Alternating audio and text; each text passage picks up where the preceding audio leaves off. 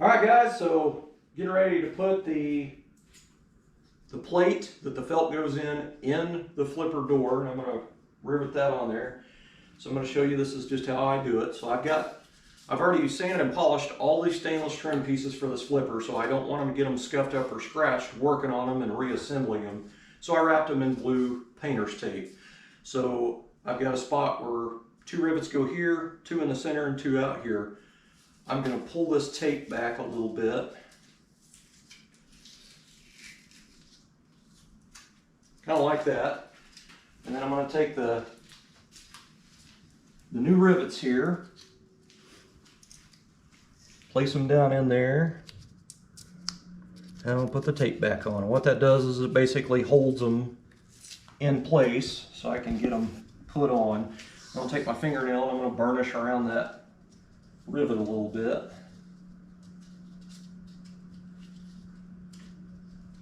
And I got to do that on all 6.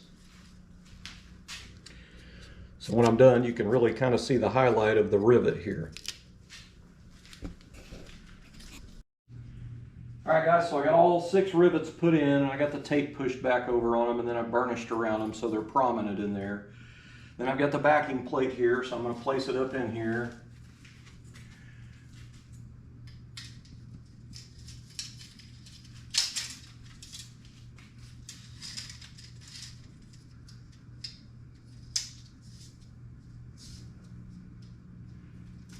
All right, so I've got a brass punch and I've got it put in the bench vise sticking straight up.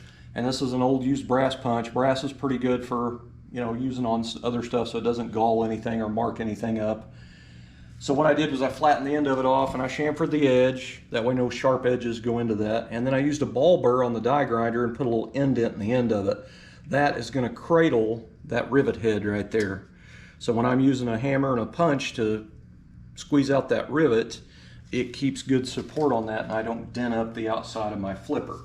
So now I've got this toe strap hung up here, and this is actually my second set of hands. So right now I'll take that, cradle that rivet like that, and I've got roll pin punches because they have a round end on them, and I'm starting out with a small one to get it started. And then I've got just a little ball peen, and it doesn't take much work because these are paper thin. And I'll get them pretty much started like this.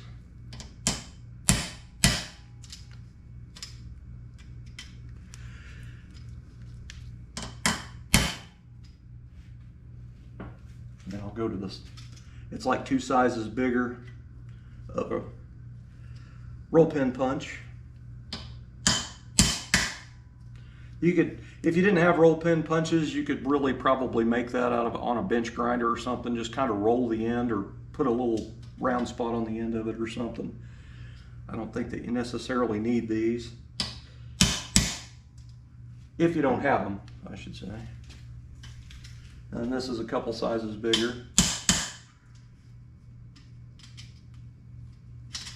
You can get a whole roll pin punch set for, I want to say it's like 12 bucks or something. It wasn't very expensive. You don't need, Snap-on or Mac or some, $50 set. A $10 set will do the same thing.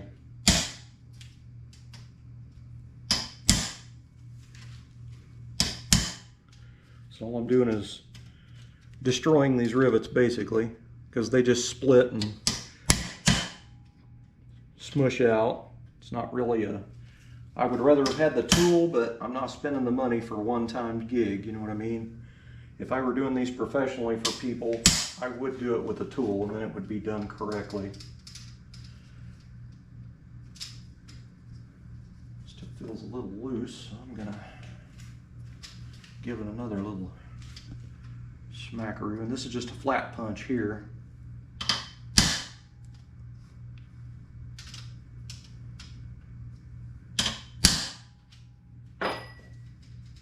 Okay, it's tight. So that's pretty much how you do it. I mean, it really crushes the back of the rivet and it looks like total crap, but the front side looks good and that's all you see anyway.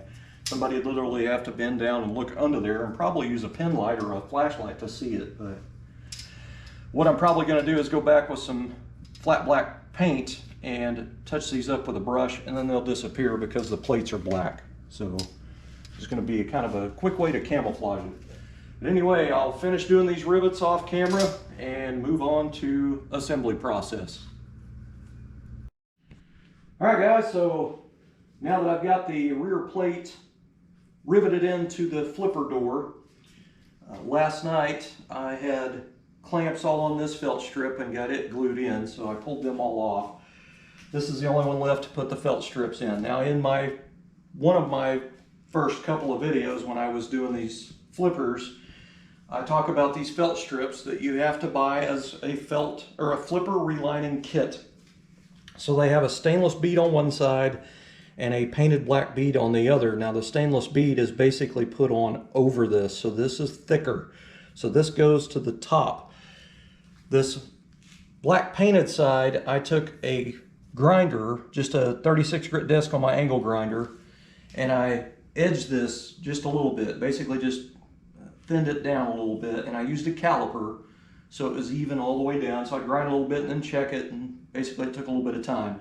So now this edge of this flipper fits down in behind this rolled edge, so I don't have to worry about trying to unfold this rolled bead and to try to put it back, because it would just ruin the flipper. So this now tucks in there pretty good, and the glue will hold it in place. This is what I'm using, which is 3M weather strip adhesive. This stuff, once it's on, it's pretty much on there. It ain't coming off there.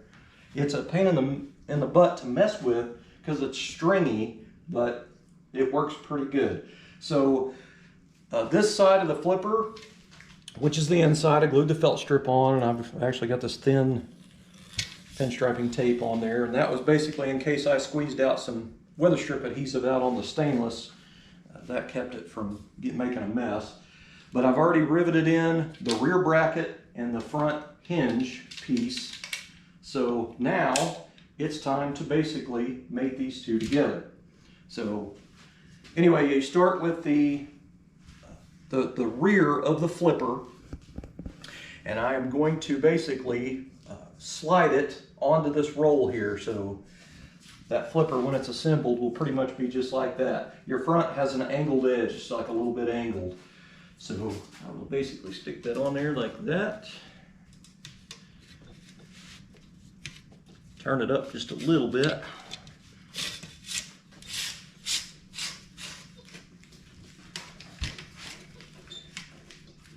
To like that. And I take the little bracket here. It goes up here. Now you got these little bitty, they look like nails. It has like a brad nail, it has a little bitty head on it. And from the factory, this end is bent a little bit, and this is actually still bent a little bit. I'm gonna straighten it up in the vise. So I've got a flat metal pad here that I work on my vise. So I will stick that on there and just kind of turn it a little bit.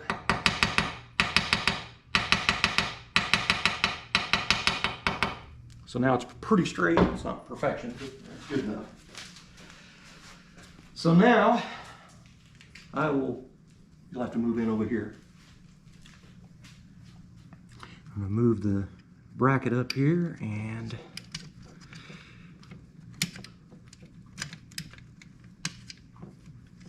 get that through there just like that. And then I will take needle nose pliers, which these may not be stout enough, and I will bend that just like that, and that'll keep it from coming out. So that's how that one works. So this one is just a spring, and I took some of the good springs that I had out of the other flippers, and I just pretty much painted them all, so I'll put these away. But anyway, I'm going to take a spring, and this one, it's kind of a pain in the butt to put in. So here goes nothing. I do have to look at the other one to see which direction that goes actually. So the rolled end of the spring goes to the inside of the flipper instead of the outside. So I've got to try to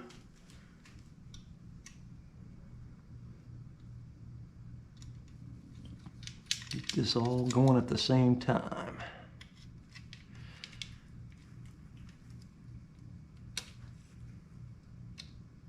So there's a loop end on this bracket that goes into, and then this has two little loops that goes into, and then you pretty much just do the same thing. You bend the end and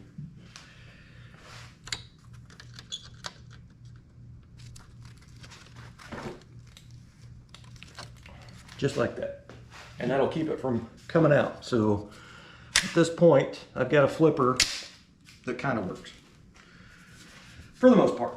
And now it'll be just putting on the felt strip, and then I've also got to put in a few of the other little pieces. There's quite a few pieces that go into these flippers. Got a nylon stop here. This keeps your wing window frame from scratching up, or from scratching up your wing window stainless steel. So you have to have these on there. You're going to run your polished up stainless trim. Now I put a little bit of black 3M weather strip adhesive on the back side of that to glue it on there. It does snap in place, but I don't have much faith in reproduction parts, so I figured that it'd probably fall off if I didn't glue it. So anyway, that basically goes on there like that, but I'll put a little glue on there and then snap it on. Then you got these little deals here. Now these are stops, and they're basically just a rubber bumper, but they have a rolled edge on them right here, and it's 45-degree cut.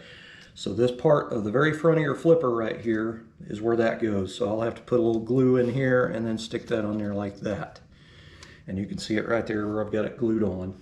And that pretty much keeps that sharp edge of that stainless from gouging up and scratching up your stainless trim, because it'll come in contact right through here with this stuff. So without all this stuff to protect it, it's going to be metal on metal, and it's just going to tear it to pieces. So after all that stuff's glued on and dry, that one will be ready to put on and adjust, which is probably going to be tomorrow, because I like that weather strip adhesive glue to dry for at least 4 or 5 hours. But that is pretty much the rundown on reassembly of a flipper. Now this is a 56 or 57 flipper, hardtop flipper. The 55s have 3 sets of springs. There's another spring in the center. I don't know why GM changed it in 6 and 7 and just did a spring in the rear. I'm assuming it's either to cut costs, or they found out that they worked a little smoother without the center. I don't know. If you're having difficulty trying to get your flipper on your car getting adjusted to where when you close your door and your rear of your flipper's hanging out a little bit, if you have 55 flippers with 3 springs, you might try removing your center spring, because you can do it on the car. Just bend that tab and pull that spring out of there and see if it changes it any. But I covered it in part 1, how you can really adjust these if you've got the issue with the end sticking up. It's basically your screws going up there, because these flippers are straight and the roof is crowned, it's curved. So when you tighten something straight down to a curve, it tweaks that and it'll cause that to not close properly.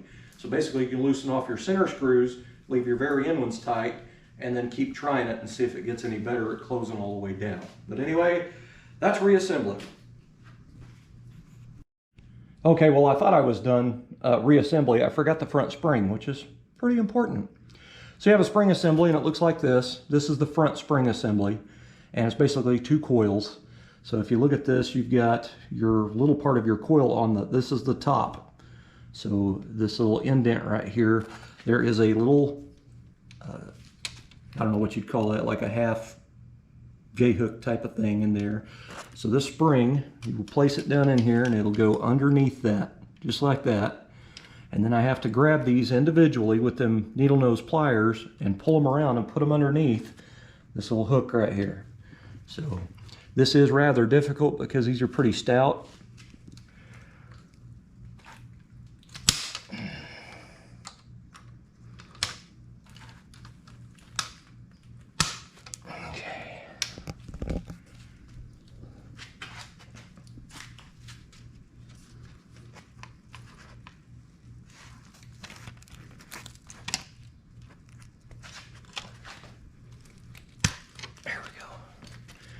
Okay, so there it is. Chewed up my paint, but I'll go in and touch it up with a brush. But that's pretty much it, guys. Smashed rivets and all. So now it'll be assembly. And when you know, I have the right side flippers completely done with everything glued on and ready to put on for the right side of the car, which is over against the wall, which I can't even get the door open. So I'm going to have to open the garage door, back the car out, and pull it in here at an angle to get over there to put this on. How awesome, because this one probably won't be ready until later tonight or possibly tomorrow. So anyway, I'll do that now. I got the last felt strip glued on. Basically run a bead of the 3M weather strip adhesive down it on the flipper itself, and then go back and put a light bead on the felt strip too, and let it tack up for just a minute or two. And of course it's 100 degrees out here today, so it's really hot. So it kicks off pretty quick. And anyway, I stuck it in there, and I'd already ground the edge of that felt strip, and it tucks down in that rolled edge really nice, like it was going down in there and staying pretty tight. So at that point, when I stuck it in there, I put all them clamps on there to hold it, and I'll leave that probably till later this evening, or I may even wait till tomorrow. It just depends. But this flipper will be ready to be put on the car as soon as that glue dries. I've got my nylon pad on here, which I put a little bit of glue on the back of it, and then I glued on the little forward rubber cushion thing there. So that thing is pretty much done. Now, I've got the 55 pulled into the garage at an angle, and that was so I could get to this side and get the door open. I turned my battery cutoff switch to the off position because I didn't want my dome light on for no telling how long. Anyway, I've got this flipper laid out here, and I got all the stuff I'm going to need pretty much here. Now, these flippers screw to the roof of a two-door hardtop or a sport coupe with 6 Phillips screws. Now, these are reproductions of the original of what was in there. This is a number 8 Phillips screw, and I think it's probably about a 1/2 inch long. Now, this is, I believe this is called a truss head style Phillips screw, which basically means it's a wide, thin top on it.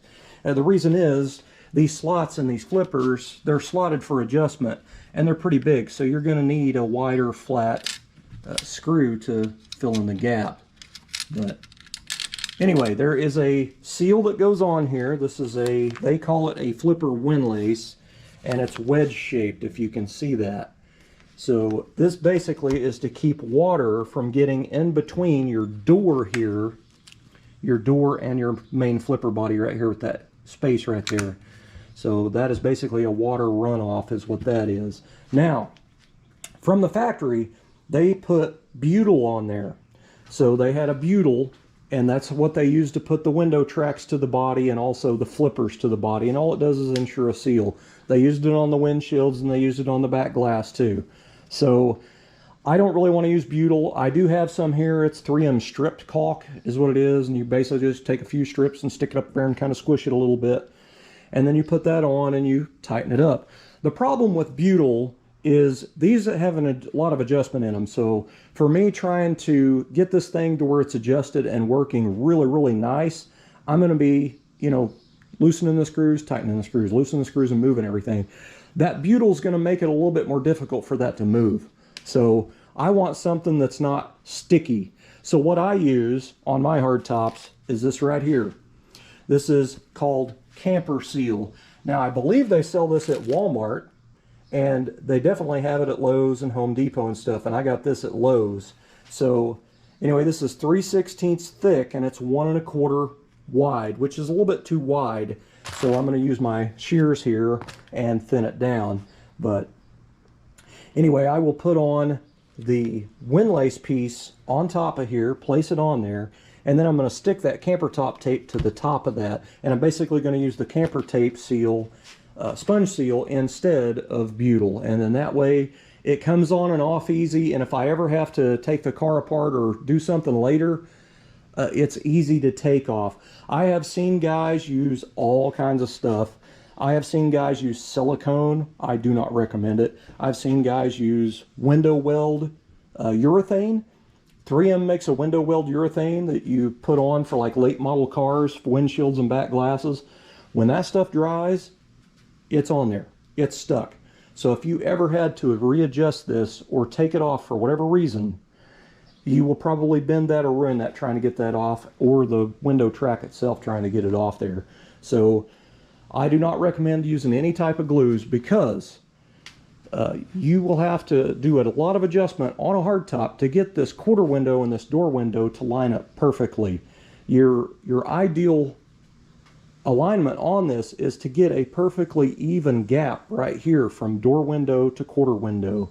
So one of the adjustments on this, in case you do not know, is this is the window track that screws to the body. This is basically just a window track. This is not a flipper. So you have to reline these with a relining kit. But anyway, you screw it to the roof, and it has slotted adjustments going lengthways this way with the body. So this track will go forward or backward.